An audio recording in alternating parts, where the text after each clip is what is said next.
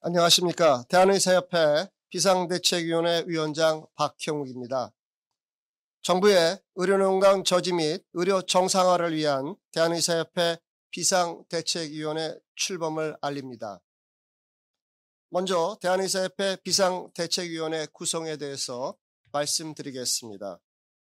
2024년 11월 16일 대한의사협회 대의원회 운영위원회는 정부의 의료농단 저지 및 의료 정상화를 위한 대한의사협회 비상대책위원회 구성 및 관련 사항에 대하여 논의하였습니다.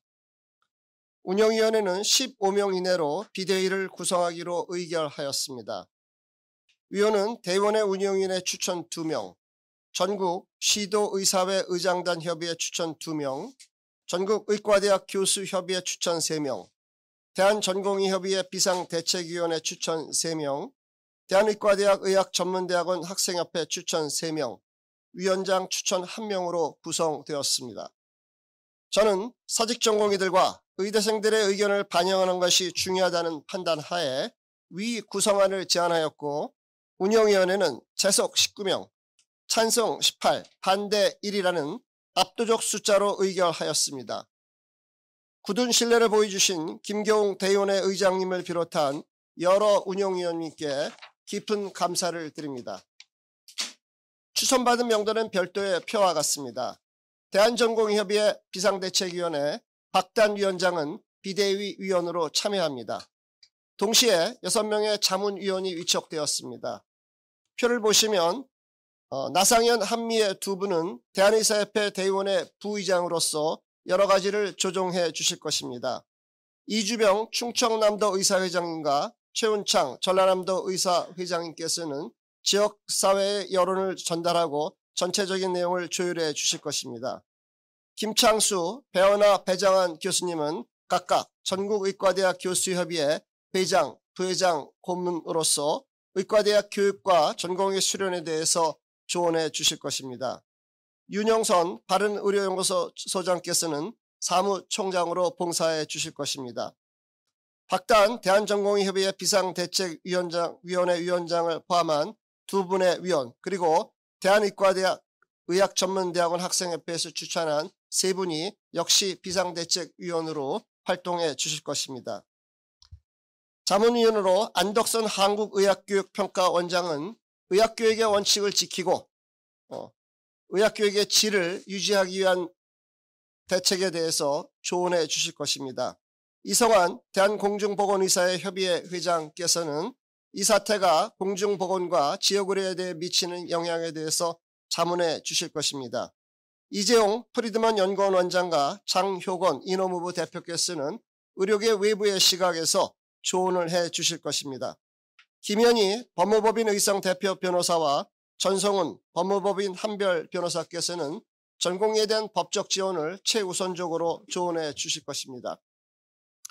또한 운영위원회는 전국적인 특별위원회를 구성하여 지역 여론을 수렴하고 위기적 시기에 대비할 것을 권고하였습니다. 이는 앞으로 신속하게 진행할 것입니다. 두 번째, 정부의 신뢰회복 조치의 필요성에 대해서 말씀드리겠습니다. 대다수 국민 여러분은 파행적 의료 사태가 빨리 마무리되기를 바랄 것입니다. 저희 의사들도 당연히 그렇습니다. 선배 의사들이 투쟁을 위하여 전공의들과 의대생들에게 돌아가지 말라고 요구할 수는 없을 것입니다. 반대도 마찬가지입니다. 비대위는 그들의 의견을 존중할 것입니다. 물론 선배 의사들이 전공의들과 의대생들을 설득해야 한다는 분들도 있습니다.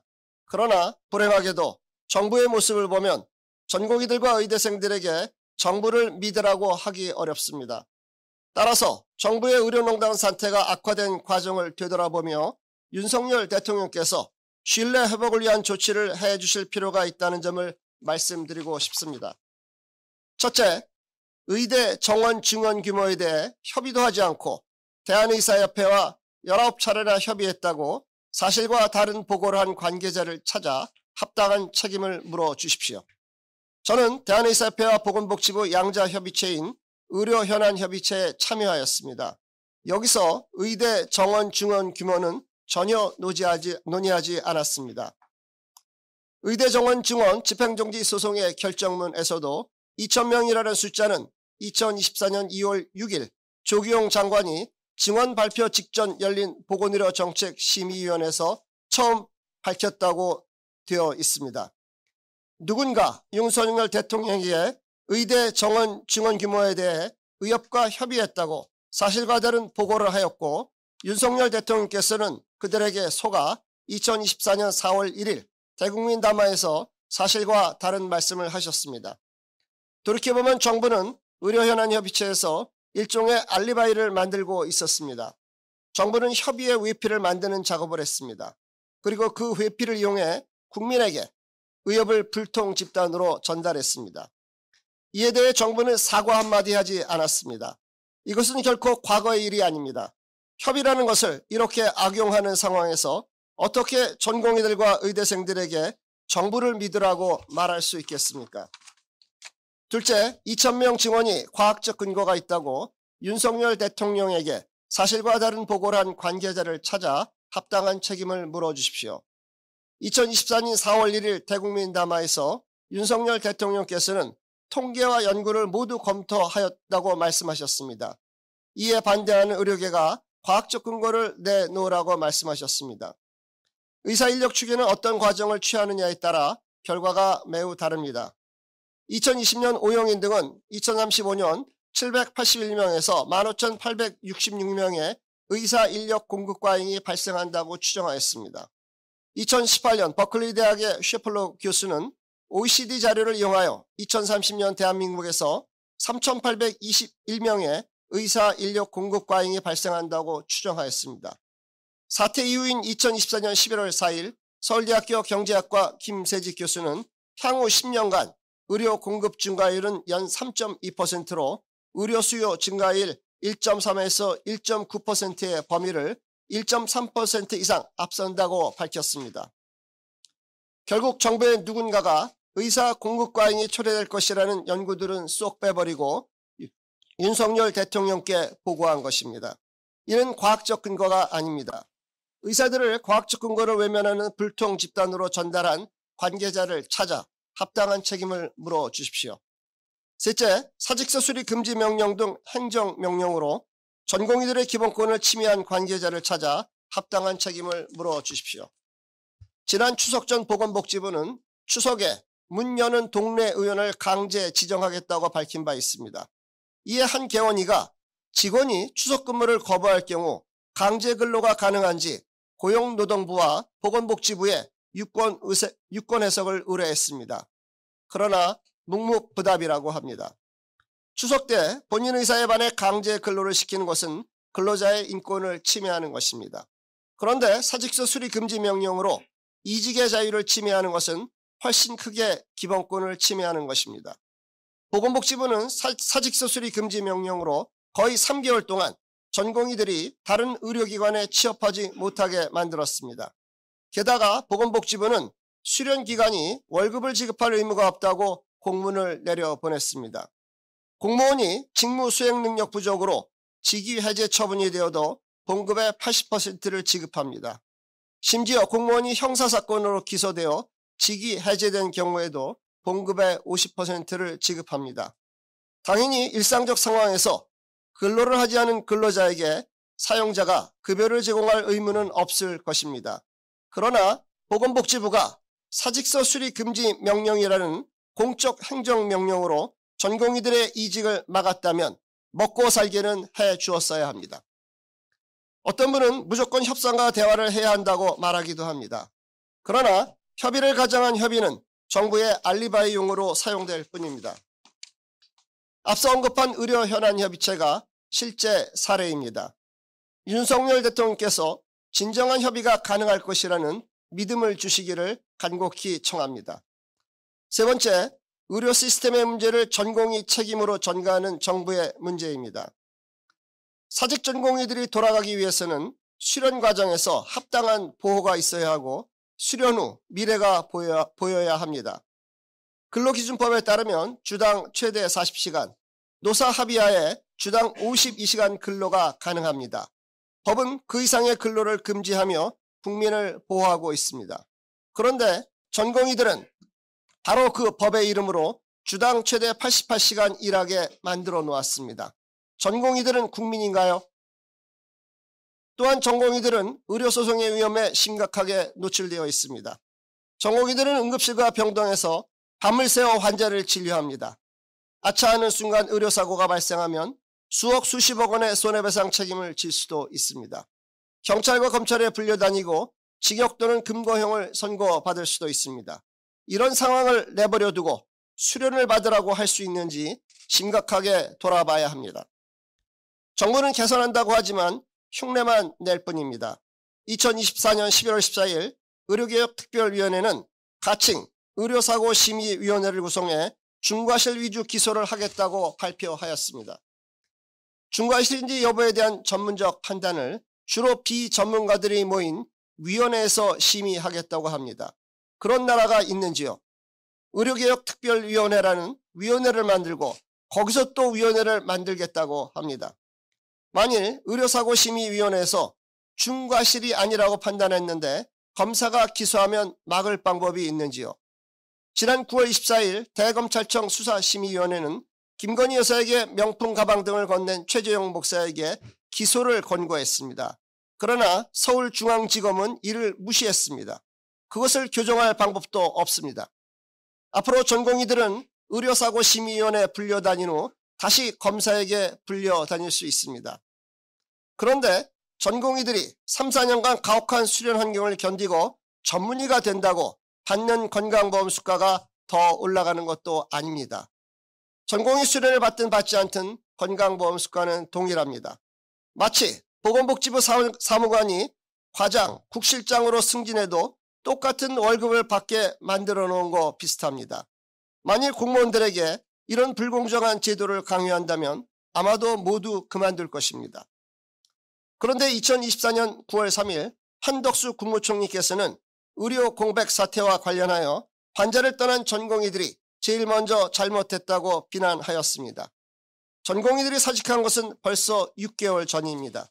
만일 어떤 대기업에 경영위기가 왔는데 경영진이 그 책임을 6개월 전 사직한 비정규직 인턴 사원들에게 돌린다면 그것은 매우 이상한 것입니다. 현 의료의 위의 근원은 의료 시스템의 문제입니다. 비정규직 근로자인 전공의들에게 주당 최대 88시간을 일하게 만들어 대학병원을 운영케 한 의료 시스템의 문제입니다. 그런데 한덕수 총리께서 이런 의료 시스템의 문제를 외면하고 가혹하게 이루어온 전공의들에게 책임을 돌리며 비난한 것입니다. 정부의 이런 태도를 보면서 선배 의사들은 전공의들에게 정부를 믿으라고 말하기 어렵습니다. 총리께서 저렇게 전공의들을 비난하는 상황에서 전공의 수련 환경이 얼마나 개선될 수 있을지 지극히 의문입니다. 네 번째, 정부 실패를 시장 실패라며 의사의 이기심에 책임을 돌리는 보건복지부 정책의 문제입니다. 2024년 2월 보건복지부는 소위 필수의료 정책 패키지라는 이름으로 제대로 논의되지도 않은 설익은 정책들을 내놓았습니다. 보건복지부는 제2차 건강보험 종합계획에서 중증 응급 등 공급 부족이 시장 실패라고 진단하고 있습니다. 필수의료 정책 패키지에도 동일한 표현이 나옵니다. 시장 실패는 자유방임 상태의 시장이 자원을 효율적으로 배분하지 못하는 현상을 말합니다. 우리나라 건강보험 수가는 정부가 결정하는데 필수의료 파탄이 왜 시장 실패인지요? 거준혁 미국 클리블랜드 병원 교수는 한국의 간 이식 비용은 미국의 16분의 1 수준이라고 말합니다. 그런데 1년 후 생존율은 한국이 95%로 미국의 90%가 높다고 합니다. 미국의 16분의 1 수준인 우리나라 간 이식 비용은 자유방임 상태의 시장이 만든 것이 아닙니다. 우리나라 필수의료 파탄은 명백히 정부 실패입니다. 그런데도 정부는 시장 실패라고 진단합니다. 이는 다시 의사의 이기심 탓으로 이어집니다. 보건복지부는 불공정 의료 생태계의 원흉으로 실손보험과 비급여 미용의료를 거론합니다. 이 분야에 문제가 있는 것도 사실입니다. 그러나 미국의 16분의 1 수준인 우리나라 간 이식 비용이 미용의료 때문에 만들어진 것인지요? 지난 의료현안협의체에서 저는 보건복지부 공무원들께 이렇게 말씀드렸습니다. 실손보험에 문제가 있으면 개선해야 한다. 그런데 그 이면에 초저수가 문제가 있지 않나. 다른 나라의 의료 수가와 우리나라 건강보험 수가를 비교해서 객관적 데이터에 근거하여 문제를 해결해야 되지 않나. 이렇게 말씀을 드린 적이 있습니다. 그러나 보건복지부는 이런 객관적인 데이터를 만들지 않습니다. 그러면서 정부 실패를 시장 실패로 진단하고 의사들의 이기심 때문에 필수 의료 위기가 왔다고 전달합니다. 그리고 온갖 규제를 예고합니다. 뉴스위크지는 해마다 전 세계 최고 병원을 선정해 발표했습니다. 2024년 올해는 250개 세계 최고 병원을 선정했습니다. 우리나라 병원은 모두 17개가 선정되었는데 대부분 수도권의 민간 사립대학 병원입니다. 그런데 지금으로부터 66년 전인 1958년 우리나라 최고의 병원은 국립중앙의료원이었습니다. 국립중앙의료원은 스칸디나비아 3국의 지원으로 설립되었습니다. 당시 국립중앙의료원은 극동아시아 최고 시설의 병원이었습니다.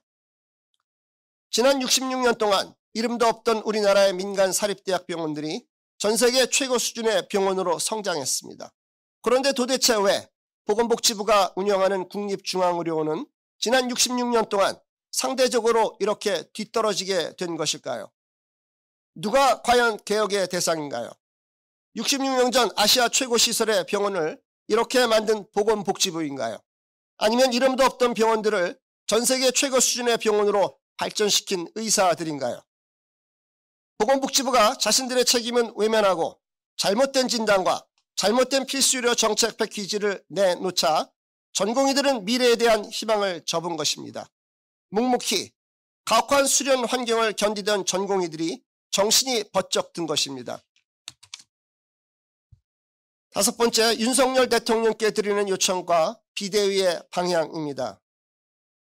돌이켜보면 이런 상식이 무시되었습니다.